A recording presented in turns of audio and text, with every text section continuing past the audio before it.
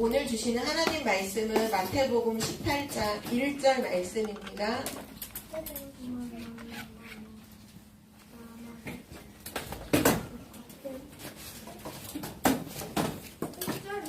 네, 마태복음 18장 오늘은 1절 한 절만 우리 함께 볼게요.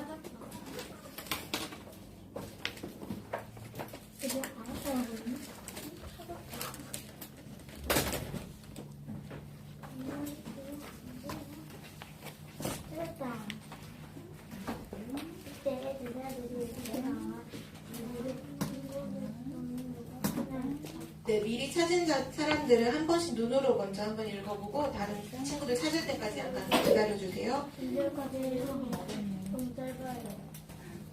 너무 짧으면 한번 암송도 한번 해볼까? 지금?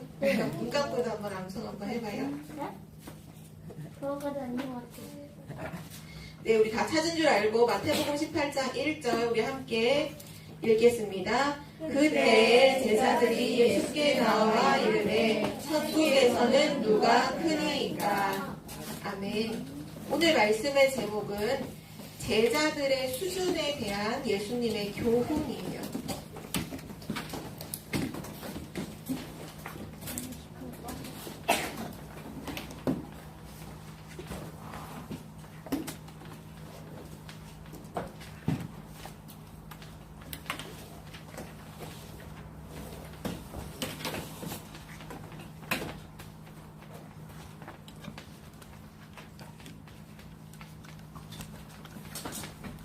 그렇다면 우리 랩넌트들은 오늘 뭐를 생각해야 되냐면 랩넌트인 나의 수준은 어떠해야 하는가, 오늘 거기에 대한 오늘 하나님의 말씀을 주고 계신 거예요. 제자들의 수준, 랩넌트의 수준, 거기에 대한 하나님은 오늘 뭐라고 답을 주시는지 우리 말씀에 집중하는 오늘 은혜가 있기를 기도해요. 첫 번째로 먼저 실제 지금 예수님의 제자들 뿐만 아니라 제자들 더하기 일반 모든 사람들의 관심이 있어요.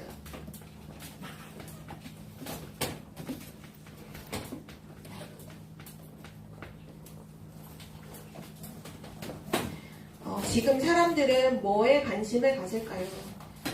실제 오늘 예수님께 질문했던 이 제자의 질문도 지금 세상 사람들이 가지고 있는 관심과 별반 다르지 않았거든요.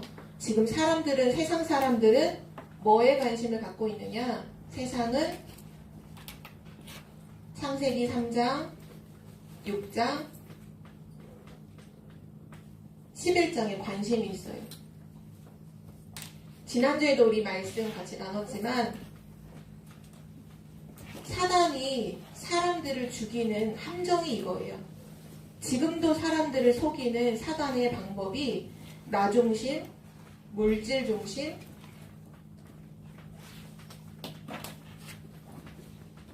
랩넌트들이 물질이라고 했을 때 꼭 돈에만 국한되지 않고 이거는 물질은 눈에 보이는 것을 눈에 보이는 모든 것 중심, 그리고 성공 중심으로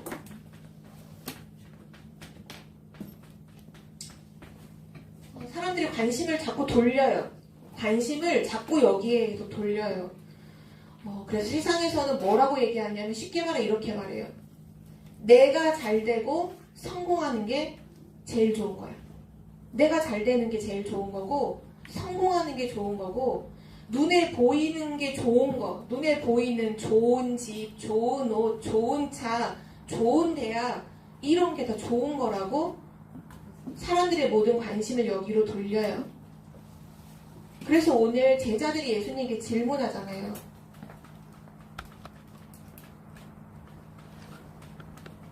제자들이 뭐라고 오늘 1절에 질문했냐면 예수님 누가 크나요? 이렇게 묻진 않고 그래도 제자였기 때문에 그 앞에다 하나를 더 붙였어. 천국에서는 누가 크나요? 지금 세상 사람들도 네가 잘났다, 내가 잘났어, 아니 내가 대단하고 내가 성공하고 이런 것만 맨날 생각하고, 여러분이 학교에만 가도 늘 이런 질문 안 해요? 누가 더 잘해? 네가 더 잘해, 내가 더 잘해? 달리기만 해도 네가 더 잘해, 내가 더 잘해. 얼굴 때 네가 예뻐, 내가 예뻐. 맨날 이런 걸로 서로 비교하고 얘기하잖아요. 누가 공부 잘해, 누가 공부 못해, 맨날 이런 얘기 하잖아요. 근데 지금 제자들도 똑같이 그 질문을 하는 거예요. 천국에서는 누가 커요?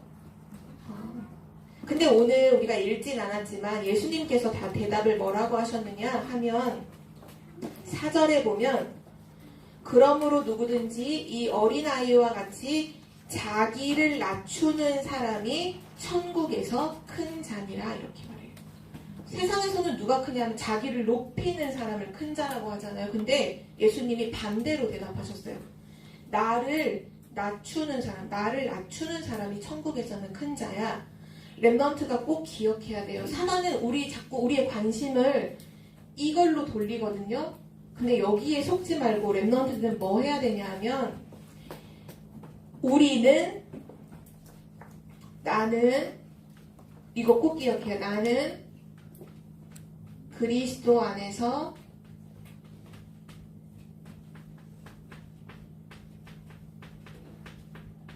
모든 것을 가진 자다.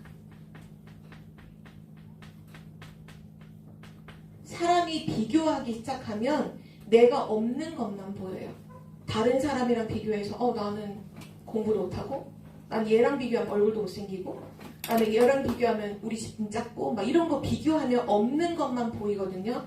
사단이 지금 다 눈에 보이는 걸로 자꾸 관심을 막 돌려요. 근데 렘넌트 꼭 기억해야 돼. 여러분에게 뭐가 있냐 지금 나는 그리스도 안에서 모든 것을 가진 자라는 걸 항상 기억해야 돼요. 지금 눈에 보이는 거 있고 없고 내가 높고 낮고 이게 중요한 게 아니야.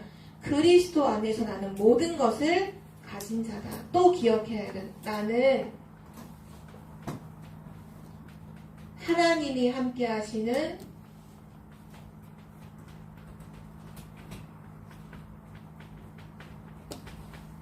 하나님의 자녀다.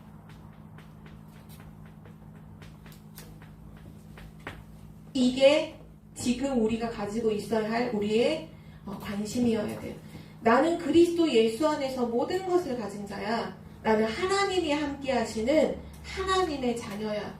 누가 크냐는 건 더 이상 중요하지 않아요. 우리 렘넌트에게 누가 잘났고 누가 크고는 더 이상 중요하지 않아. 이미 그거는 끝났어. 왜? 우리는 그리스도 안에서 모든 걸 가진 자예요.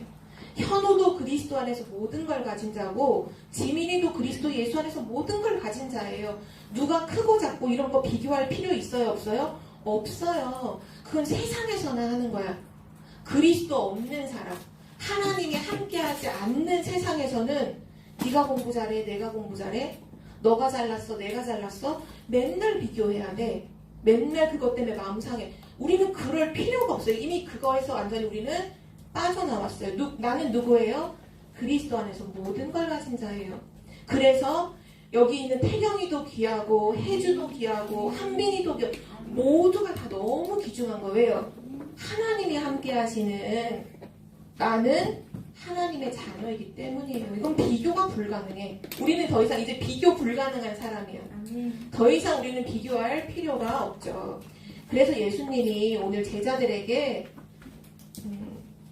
질문에 대해서 되게 다른 비유를 드시면서 예수님이 비유하시면서 예수님의 관심, 하나님의 관심이 무엇인지를 가르쳐 주셨어요. 방금 전에 얘기했죠. 어린아이를 딱 이렇게 예수님이 데려다 놓고 이 어린아이처럼 자기를 낮추는 자가 천국에선 큰 자야. 그래 놓고 나서 뭐라고 말씀하시냐면 그런데 누구든지 이 작은 어린아이 한 명을 실족하게 하면, 이 실족이라는 건 뭐냐 하면 힘 빠지게 만드는 거예요. 무시해서 힘 빠지게 만들고 시험 들게 만들면 그게 뭐가 같냐? 그 어린아이 목에다가 무거운 돌멩이를 매달아 놓고 물에 빠뜨리는 거랑 똑같다는 거예요. 그럼 어떻게 돼요? 죽잖아요.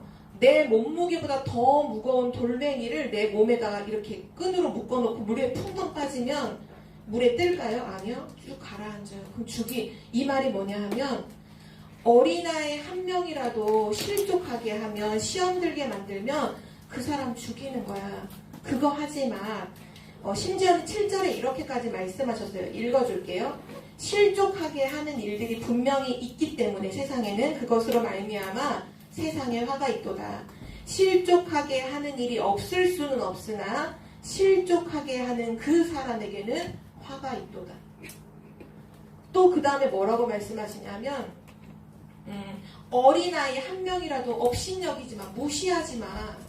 내 옆에 있는 작은 사람 한 명도 무시하지 마. 왜냐하면 그 사람을 돕는 천사가 매일 하나님의 얼굴을 뵌대요. 하나님의 얼굴을 뵈면서 뭘 얘기할까요? 아, 이 사람이 지금 이 복음 가진 이 친구가 이 친구를 지금 무시하고 있어요.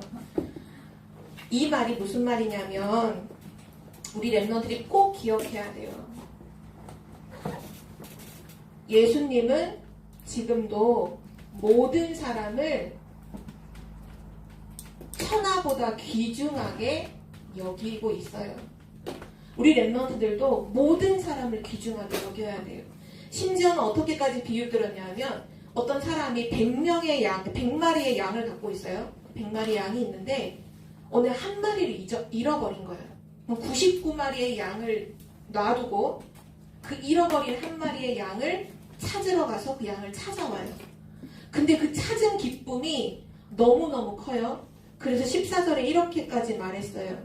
13절 진실로라는 말이 나오면 중요하다 했죠? 13절에 보면 진실로 너희에게 이르노니 만일 찾으면 길을 잃지 아니한 99마리보다 이것을 더 기뻐하리라. 14절에 이와 같이 이 작은 자 중에 하나라도 잃는 것은 잃어버리는 건 하늘에 계신 너희 아버지의 뜻이 아니니라. 사람을 한 명이라도 사람을 잃어버리는 것은 하나님의 뜻이 아니에요. 사람을 무시하고 실망시키고 시험 들게 만드는 것은 하나님의 뜻이 아니에요. 하나님의 뜻은 뭐예요? 모든 사람을 뭐래요? 한 마리도 잊어버리지 말라는 건 모든 사람을 살리는 거예요. 그것이 예수님의 관심, 하나님의 관심이에요. 우리는 자꾸 내가 크냐, 누가 크냐, 누가 크냐는 질문에는 뭐가 들어있냐? 내가 크죠? 이게 들어있는 거예요. 그쵸? 내가 빠진 얘랑 누가 크냐에 별로 관심 없어. 누가 큰가요? 내가 큰가요? 맨날 그거 관심 갖잖아요. 그게 아니라는 거예요. 너는 그리스도 안에서 모든 걸 가진 자야. 너는 하나님이 함께하는 너는 하나님 자녀야. 그리고 세상의 관심은 막 비교하고 나중심, 물질중심, 성공중심이지만 예수님의 하나님의 관심은 모든 사람을 살리는 거다 말씀하고 있어요. 꼭 우리 언약으로 잡기를 바랍니다. 두 번째로 오늘 예수님이 용서에 대해서 말씀하고 있어요. 용서. 자, 질문해볼게요. 나는 친구를 용서해 본 적이 있는 사람. 손을 들어볼까요? 나 친구 용서해 준 적 있어요. 손을 한번 들어봐요. 용서해 본 적 있는 사람? 그럼 내리고 나는 한 번도 지금까지 다른 친구를 용서해 본 적이 없다. 친구. 아, 그래요? 그럼 손을 내려보세요. 그 말은 친구랑 싸우거나 친구가 잘못했을 때는 용서하지 않는다는 얘기예요? 그렇다는 얘기예요. 그러면 오늘 말씀을 잘 듣고 무엇이 하나님이 원하시는 것인지를 한번 생각해봐요. 이건 좀 어려운 말일 수도 있는데 교회 안에서도 잘못하는 사람이 분명히 있을 수 있죠. 근데 오늘 메시지에 뭐라고 말했냐면 여러분을 한번 질문해보자. 어떤 친구가 나쁜 짓을 해. 그걸 내가 봤어. 그러면 자 1번 조용히 아무도 모르게 조용히 그냥 내가 그 친구가 잘못하는 걸 봤으니까 조용히 그 친구에 찾아가서 그렇게 하지 마 라고 얘기한다. 이게 1번이에요. 두 번째, 그 친구가 잘못한 거를 내가 알았으니까 뒤에서 다른 애들한테 제가 저기서 저렇게 하더라 라고 다른 친구들한테 알린다. 1번, 2번. 여러분 솔직히 말해서 여러분 어떻게 해요? 다 2번이야. 2번? 다 2번이에요. 선생님한테 말해요. 다른 애들한테 말하면 선생님 이렇게 다른 애들한테 말하고 선생님한테 말한다. 이번 중에 없어. 그러면 시원이는 조용히 그냥 그 친구한테만 너가 혼자 가서 얘기한다 하지 말라고? 1번, 2번 다 있을 수 있죠. 그럼 우린 중요한 건 내가 어떻게 하느냐가 중요한 게 아니라 예수님은 오늘 성경에 뭐라고 말씀하셨냐? 이렇게 말씀하셨어요. 잘못한 사람이 딱 있잖아요. 내가 그걸 봤어. 그러면 첫 번째는 아무한테도 얘기하지 말고 내가 혼자서 가서 그 친구를 비난하는 게 아니에요. 절대 비난하는 게 아니에요. 비난하는 게 아니고 그렇게 하지 말라고 권고해라 이렇게 말씀하셨어요. 그렇게 하지 마. 그거 잘못된 거잖아.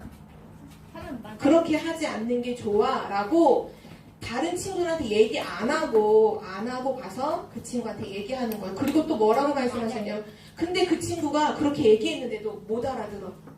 싫어. 내가 이렇게 하는데 네가 뭔 상관이야. 난 계속 이렇게 할 거야. 라고 하면 그 친구를 비난하기 위해서가 아니라 전제는 항상 뭐냐. 그 친구를 살리기 위해서 하는 행동이에요. 다. 그 친구가 지금 잘못을 계속하면 안 되잖아. 그러면 2명이나 또는 3명의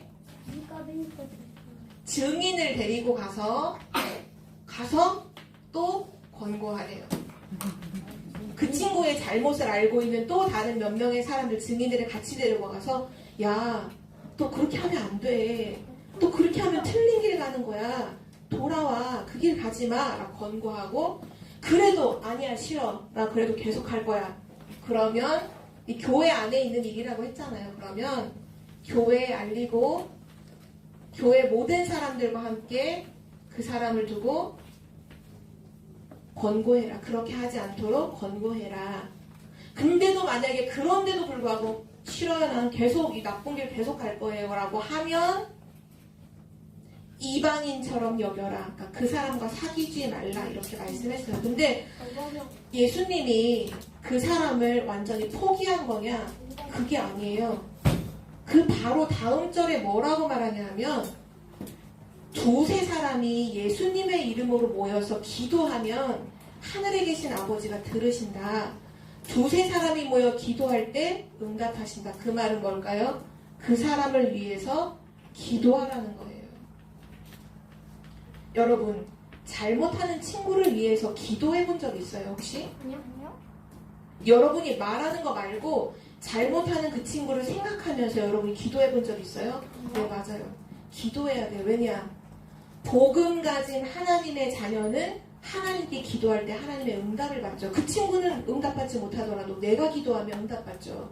그래서 그 친구를 대신해서 하나님께 기도하는 거예요. 그것이 뭐냐? 그것이 교회예요. 그것이 구원받은 자예요.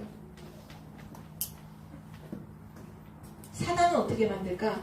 사단은 이거 없어, 이런 거 없어. 보자마자 맹 비난하고 제가 저랬다 하면서 막 뒤에서 다 뒷담화하고 친구들 따라다니면서 별로 친하지도 않은 친구한테 가서 너 혹시 그거 아니? 그러면서 친구 얘기 막 하고 모르는 친구한테 가서 막 욕하고 막 무시하고 그러면 그 친구를 뭐 하는 거냐? 죽이는 거예요. 칼 들고만 죽이는 게 아니라 사람은 어떻게 보면 말로 인해서 마음의 상처를 더 많이 받아. 여러분도 친구의 말 한마디로 상처받아 본 적 있어요? 기분 나빠 본 적 있죠? 있어요. 그 말 한마디로 마음에 상처를 주잖아요. 여러분은 그런 사람 아니에요. 구원받은 하나님의 자녀는 그 사람을 두고 기도할 정도로 그 사람을 살려야 되고요. 이때 베드로가 질문을 해요. 또 예수님께. 예수님 그러면 내 형제, 내 친구들이 잘못을 했을 때 몇 번이나 용서해 줄까요? 7번 용서해 줄까요? 오늘 그래도 되게 선심 썼죠. 7번까지는 용서해 줄까요? 내가 잘못을 하는데 7번까지 용서해 줄까요? 예수님 뭐라고 답했을 것 같아요? 아니다. 7번까지 용서해 줄 필요가 없다. 이렇게 했을까요? 성경에 보면 7번뿐만 아니라 7번을 70번까지도 용서해줘라. 여러분이 계산해봐요. 77이 49 하면 490번. 그럼 예수님이 490번까지 용서하고 491번부터 용서하지 말라는 얘기인가요? 그 말이 아니에요.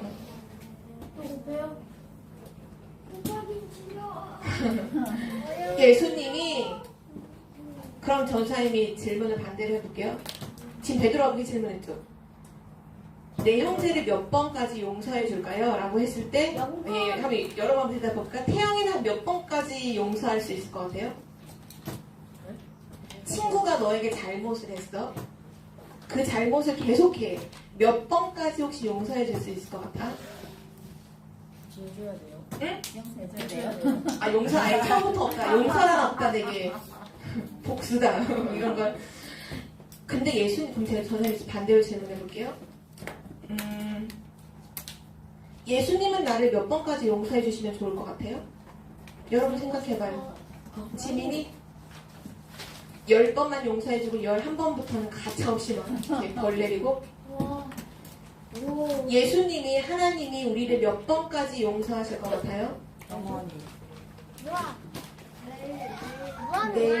매일매일 영원히. 하나님은 우리를 한 번이요? 아니요. 솔직히 말해볼게. 우리 매일마다 잘못된 생각해요? 안 해요? 그것도 죄예요. 성경에 보면 잘못 생각하는 것도 죄예요. 그러면 우리 매일마다 하루에 한 번만 죄 짓나? 1년 365일 다 죄 짓는데 한 번만 용서해 주시면 그 다음부터 우리 어떻게 돼야 돼? 와, 죽어요. 그럼 진짜 큰일 나겠다, 그렇죠? 근데 기억해야 될 건 뭐냐면 하나님은 우리를 항상 용서하신다는 거예요. 그리스도 예수 안에서 우리를 무조건적으로 용서하시는 분이에요. 그래서 오늘 베드로의 질문이 되게 중요한 질문인데요. 예수님께서 뭐라고 대답하셨느냐? 비유를 들어서 대답을 해주셨어요. 비유로. 자, 이 비유를 잘 들어봐요. 어떤 사람이 한 나라의 왕에게 돈을 빚진 거예요. 돈을 얼마를 빚졌느냐? 500억을 빚졌어. 500억. 왕은 그러니까 대통령이 아니라 왕이라는 건 그 나라 전체가 왕의 소유라고 하잖아요. 그러니까 왕에게는 500억이 별로 뭐 대단한 돈이 아니야. 근데 어떤 사람이 500억을 왕에게 빚졌어요. 근데 갚을 능력이 없는 거예요. 계속 갚아라 하는데 안 갚아. 근데 왜 안 갚냐? 돈이 없거든. 그래서 이 사람이 어느 날 그 왕이 명령을 했어요. 신하들한테 돈을 안 갚는 저 사람을 잡아와라. 그래서 잡아서 왕 앞에 딱 선 거예요. 근데 그 사람이 너무 잘못했다고 하면서 근데 내가 지금 갚을 돈이 없다고. 돈이 없어요. 갚을 돈이 없어요. 너무나 잘못했어요. 그런데 내가 갚을 돈이 없어요. 근데 왕이 가만 그 얘기를 듣고 있는데 어떤 생각이 드냐 하면 불쌍한 거예요. 그 사람이 불쌍해. 그래서 왕이 어떤 마음이 들었냐? 네, 그러면 그냥 탕감해주자. 탕감이라는 건 그 빌려간 돈 안 갚아도 돼. 이렇게 되는 거예요. 왕이 그러면 내가 너 얘기를 들어보니까 네가 너무 불쌍하다. 내가 마음이 너를 이제 용서해주기로 했다라고 하면서 500억을 그날 다 탕감에 다 지워줬어. 장부 써놓은 거에 다 지워주고 너 이제 자유야. 이제 너 이제 돈 안 갚아도 돼. 가. 그래서 이 사람이 막 야호 하면서 막 왕궁에서 뛸 듯이 막 뛰어서 랄라랄라 하면서 막 길을 걸어가는데 한 사람을 만났네. 그 사람이 누구냐? 그 랄랄라 하고 가는 사람에게 사실 옛날에 돈을 빌렸던 사람이야. 돈을 얼마를 빌렸냐? 50만 원을 빌렸었어. 50만 원. 3만 원. 50만 원. 근데 딱 보니까 생각이 나. 너 저번에 나한테 50만 원 빌려갔지? 왜 안 갚아? 미안해. 내가 지금 너무 사정이 안 좋아서 난 며칠 밥도 굶었어. 지금 돈 10,000원도 없어. 내가 나중에 돈이 생기면 꼭 갚을게. 미안해. 아니야. 그동안 내가 너 봐준 게 얼마나 많은데 50만 원 왜 안 갚아? 빨리 갚아. 정말로 미안해. 내가 진짜 지금 돈이 하나도 없는데 내가 뭐든지 일을 해서라도 꼭 갚을게. 이거 나쁜 놈이네. 내 50만 원을 먹고 안 갚은다고? 그래서 이 사람 멱살을 잡고 끌고 왔어요. 어디로 끌고 왔냐? 감옥으로 끌고 왔어. 그리고 이 사람은 어떻게 했냐? 감옥에 쳐넣었어. 50만 원 안 갚았다고. 근데 그 장면을 누가 봤냐? 왕의 신하들이 다 본 거예요. 저 사람 500억 왕한테 탕감받은 사람인데 자기 친구 50만 원 안 갚았다고 멱살 잡고 와서 감옥에 넣어놨네. 쪼르르 가서 왕에게 얘기했어요. 왕이시여. 다 얘기했어요. 그때 왕이 그 500억 탕감해준 사람 불러. 너 이리 와봐. 내가 너 500억이나 탕감해줬는데 너는 네 친구 왜 50만 원도 왜 용서를 못 해줘? 너 이리 와. 안 되겠다. 탕감해준 거 다 무효. 500억 다시 갚아. 갚을 때까지 감옥에서 못 나와. 다시 왕이 감옥에 집어쳐넣었어요. 이게 무슨 얘기일까요? 이게 뭘 얘기하시는 거냐면 지금 네 형제, 네 친구가 잘못했을 때 용서 못하는 거 그거 이전에 뭐 생각하라고 하냐면 너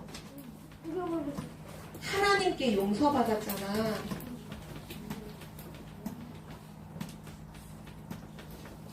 우리는 뭐를 용서받았죠? 죄. 원죄를 용서받았죠. 하나님 떠나서 사단에게 잡혀서 지옥 갈 수밖에 없는 그 원죄를 우리 용서받았죠. 그래서 생명을 구원함을 받았어요. 그런데 내 친구가 나한테 조금 잘못한 거 그거 용서 못 해줘요? 지금 그 얘기하는 거예요. 하나님이 너 내가 용서해줬잖아. 또 죽을 수밖에 없는 너의 그 원죄 문제를 너가 용서해줬는데 너는 네 친구의 요만한 문제도 용서를 못 해줘? 여러분 성경 펴있죠? 펴있는 친구 중에 35절, 우리 18장 35절 한번 읽어볼까요? 펴있는 친구 중에 35절, 마태복음 18장 35절. 이거 꼭 기억하세요. 우리 혜주가 큰 소리로 한번 읽어볼까요? 큰 소리로. 너희가 각각 마음으로부터 형제를 용서하지 아니하면 나의 하늘 아버지께서도 너희를 이와 같이 하시리라. 네, 맞아요. 뭐라고 말씀하셨냐? 너가 마음으로부터 네 형제를 용서하지 않으면 하나님도 너를 용서하지 않으신대요.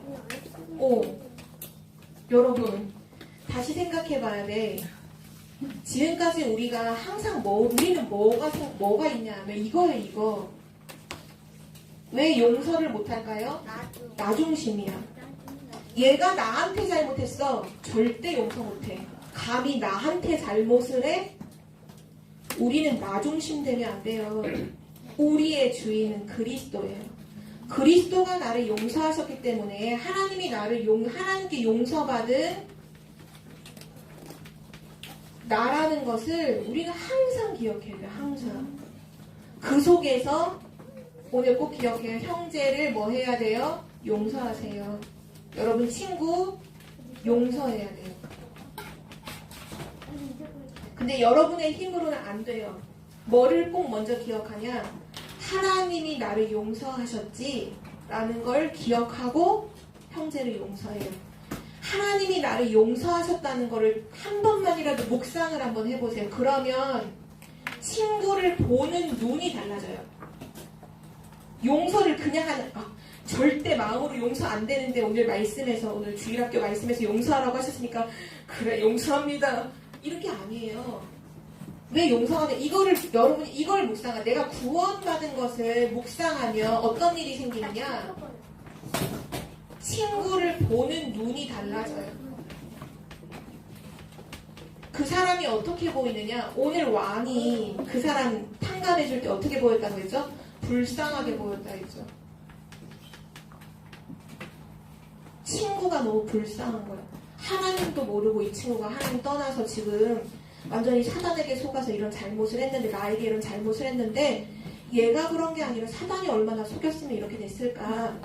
그리고 그 친구를 용서하고 그 친구를 위해서 기도해 줄 수 있는 마음으로 마음과 생각이 확 바뀌어요. 뭐 할 때요? 내가 구원받은 용서받았다는 것을 묵상할 때. 그래서 우리 청주복음교회 모든 랩런트들은 항상 내가 구원받은 사실에 대한 그 묵상 속에서 모든 형제를 용서하는 랩런트가 되길 바라고요.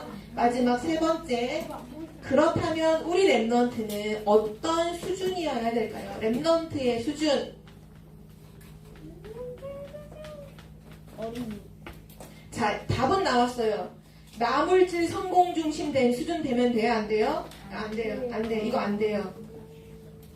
늘 다른 사람 용서 못하고 맨날 친구 미워하고 싸우는 그런 수준 되면 돼요? 안 돼요? 이것도 안 돼. 용서 못하는 수준 돼도 안 돼. 누가 큰가요? 자, 누가 큰가요? 맨날 그런 수준 되면 돼요? 안 돼요? 안 돼요. 랩넌트의 수준은 이거예요.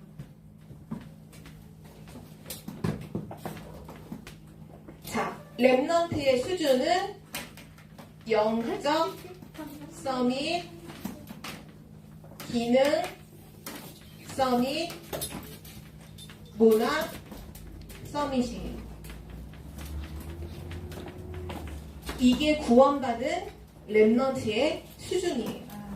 자, 그러면 여러분이 영적 서밋, 기능 서밋, 문화 서밋을 그냥 글자로만 알면 내가 적용을 할 수 없잖아요. 생활 속에서. 그럼 영적 서밋이라는 게 뭘까? 자, 가장 간단하게 영적 서밋, 누가 영적 서밋인 것 같아요? 뭐가 영적 서밋이라고 생각해요, 랩넌트들은? 태경이 한번 말해볼까? 뭐가 영적 서밋이지? 이제는 알죠. 공부 잘하는 게 영적 서밋인 건 아닌 건 알죠? 그쵸? 인격이 되게 훌륭해. 어? 그것도 영적 서밋이랑 해주는 뭐가 영적 서밋인 것 같아요? 응? 하나님, 이거 본질적으로 이게 정답이에요. 왜냐? 우리 수준은 다 고만고만해. 진짜 영적인 서밋은 뭐냐? 하나님의 수준이 되면 그게 영적 서밋의 수준이에요. 그럼 하나님의 수준이 뭐냐? 하나님이 우리에게 주시는 말씀으로 알 수 있잖아요. 결국은 이거예요. 이것이 각인뿌리 체질된 사람이 영적 서밋이에요. 오직 그리스도, 오직 하나님 나라, 오직 성령 충만. 이것이 누려지는 상태가 영적 서밋이에요. 여러분이 오늘 138을 누린다면 여러분은 영적 서밋이에요. 근데 여러분이 이것만 놓쳐. 다른 건 다 하는데 138 언약이 놓쳐 없어. 여러분은 영적 서밋이 아니에요. 영적 서밋의 핵심은 뭐냐? 138. 하나님 우리에게 주신 138 언약. 자, 그러면 기능 서밋은 뭘까요? 기능 서밋이라는 건 내가 하는 그 일에서 서밋이 되는 거예요. 그럼 여러분은 학업, 지금 공부하는 중에 학업이 되겠죠? 달란트, 하나님 주신 달란트가 발견된다? 기능 서밋이에요. 또 내면 생각할 때 뭔 것 같아요? 딩동댕. 맞아요. 내가 공부하는데 보좌의 축복을 누리면서 공부한다? 기능 서밋이에요. 393.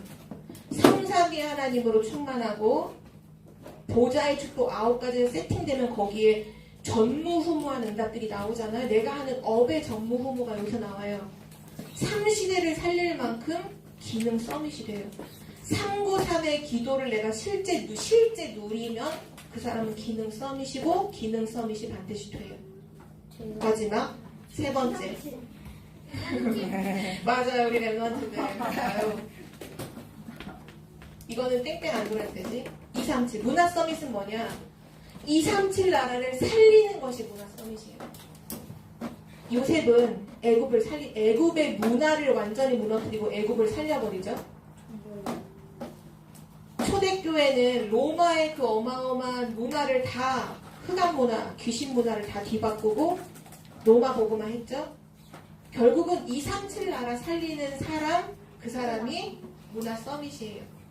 237 나라 살릴 준비를 한 사람, 그 사람이 곧 문화 서밋이에요. 내가 지금 당장 237을 살리진 않지만 237 살릴 준비를 내가 하고 있다. 그 사람도 이미 문화 서밋이에요. 그래서 랩넌트의 수준은 뭐냐? 138, 393, 237. 이것이 랩넌트의 수준이다. 오늘 우리 랩넌트들 말씀 다 들었는데요.